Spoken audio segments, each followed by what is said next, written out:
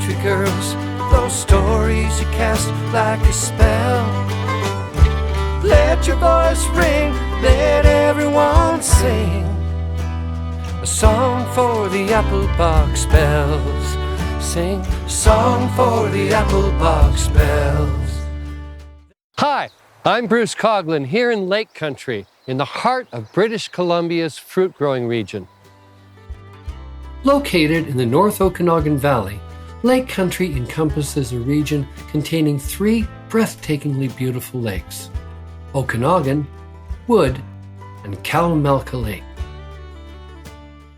Lake Country stands on the unceded traditional territory of the Shuswap and Okanagan First Nations people, who have arranged this land for over 9,000 years.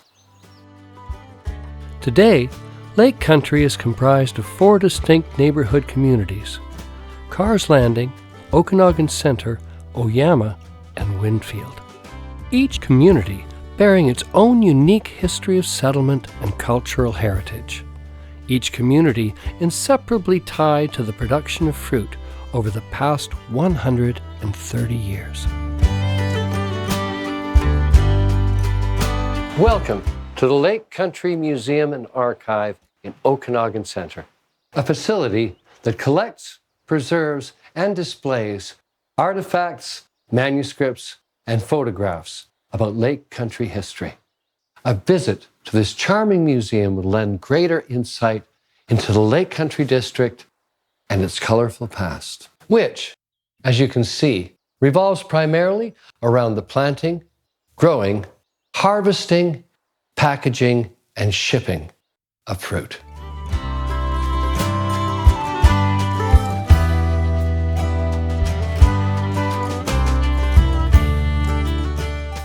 Fur trade explorers first reached this region in the 1810s. By 1827, the Hudson's Bay Company had established the Okanagan Corridor as part of a brigade trail system for the transportation of furs and trade goods.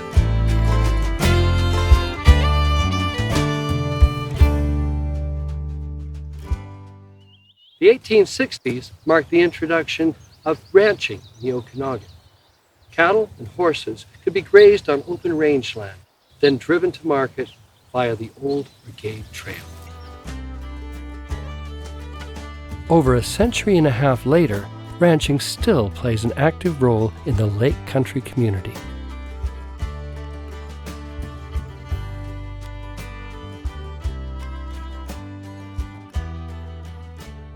The founding of the Crown Colony of British Columbia in 1858 prompted immigration, and with it, subsistence farming. By the 1890s, it had become clear that the Lake Country environment was exceptional for raising fruit trees. And by the year 1900, expansive orchards like these had sprung up throughout Lake Country.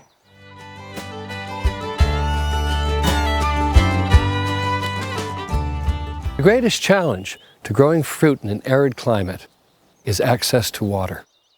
Soon, a number of strategies had been devised, many using open flumes like this one leading down from Oyama Lake to irrigate the benchland below.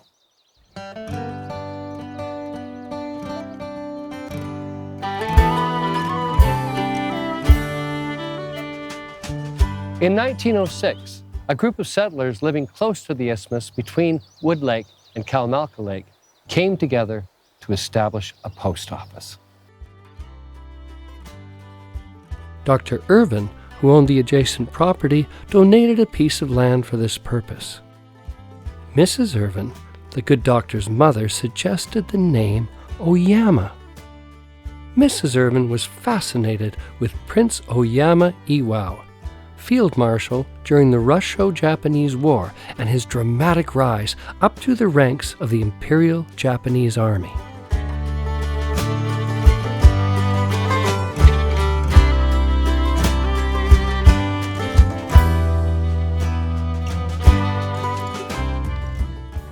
Where the community of Oyama lies today had been left largely unsettled until 1908, when a canal across the isthmus between the two lakes was constructed.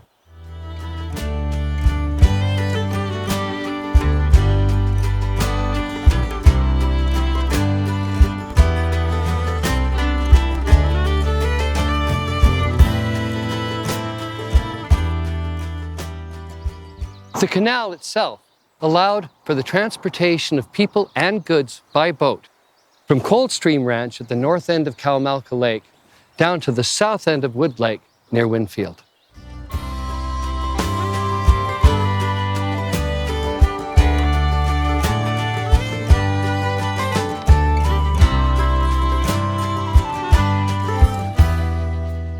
The canal served to lower the water level on Wood Lake by an entire 4 feet, exposing a bench along each side of the lake on which roadways were easily built.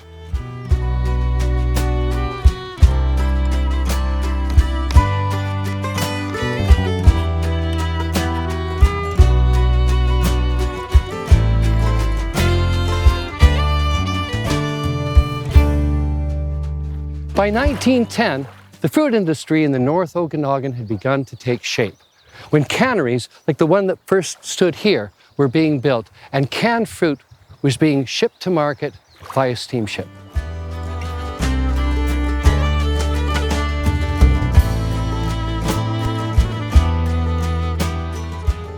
Before rail service reached the lake country, steamships along Okanagan Lake transported passengers, market goods, mail, and more between a dozen lakeside communities between Vernon in the north and Penticton in the south.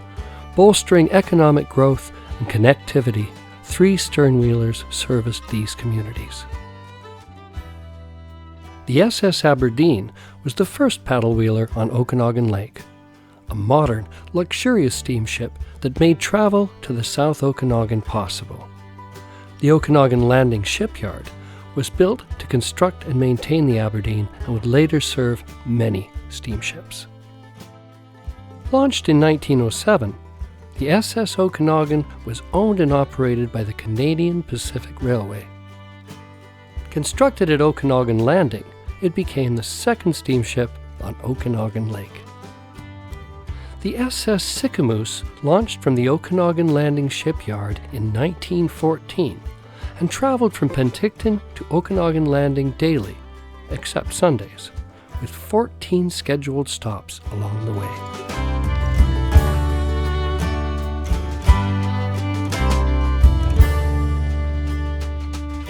Steamboats also made it possible to ship fruit fresh to market, and by 1914, fruit packing plants began to replace canneries as systems were set in place to sort, grade, pack, and ship fruit from the North Okanagan.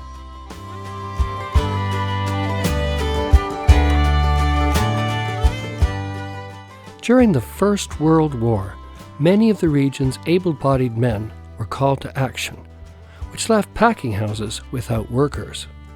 It was at this time that women began to fill those positions.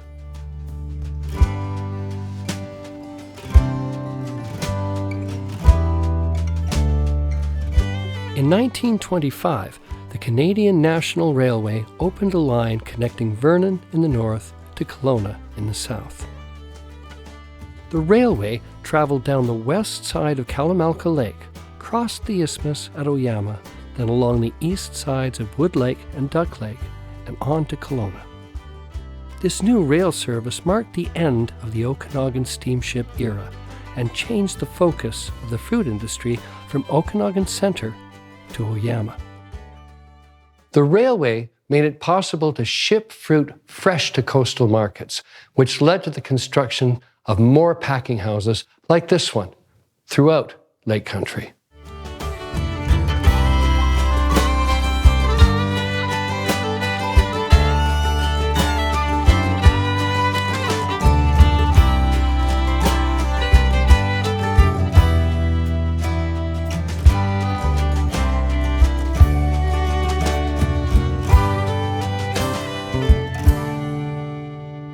I'm here in Oyama at Gatzke's orchard to visit my friend Alan Gatzke, a collector of pioneer relics particular to the fruit industry.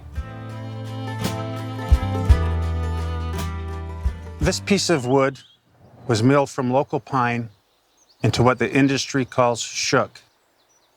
Shook was used to build the millions of boxes used in the apple industry.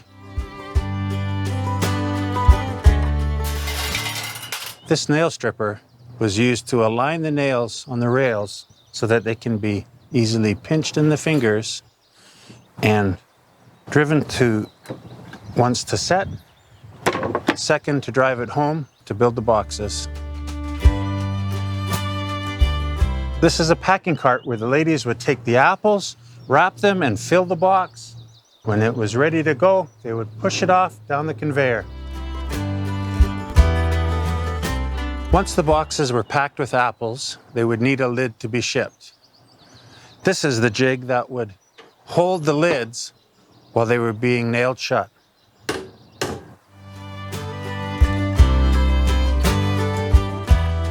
These are box trucks used for moving the packed apples. Boxes can be stacked up to 7 high and weighing up to 300 pounds.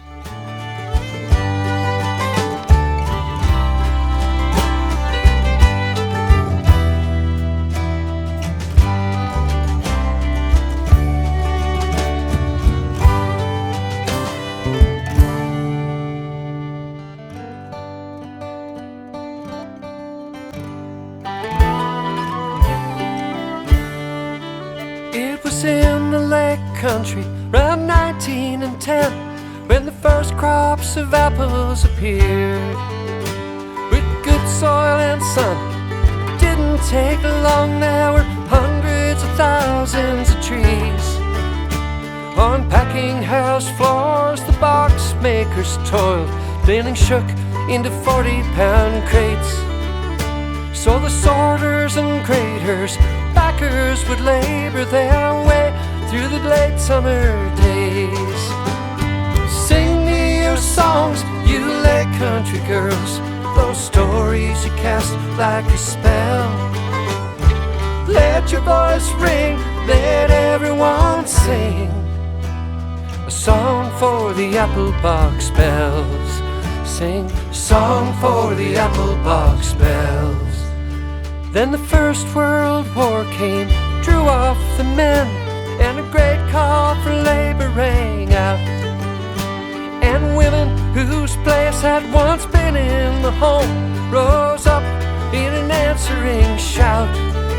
Through the packing house doors by the dozens they poured, take up the place in the line. Racing the clock, making 3 cents a box, $1 $4 a day at a time. Sing me your songs, you lake country girls, those stories you cast like a spell. Let your voice ring, let everyone sing a song for the apple box bells. Sing a song for the apple box bells. There were wives of soldiers making ends meet. There were summer girls just taking wing. There were girls of Oyama, girls from Japan, and the Duke of Boer girls loved to sing. Well, the packers took pride in the speed of their work, and a world competition arose. In 1937, those brisk Okanagan girls proved they were quicker than most. When a belle, Isabel, left for Birmingham, England, in a worldwide contest to try, there she proved the best of the apple box bells, apple queen of the British Empire. Sing me your songs, you lake country girls, those stories you cast like a spell. Let your voice ring, let everyone sing a song for the apple box bells.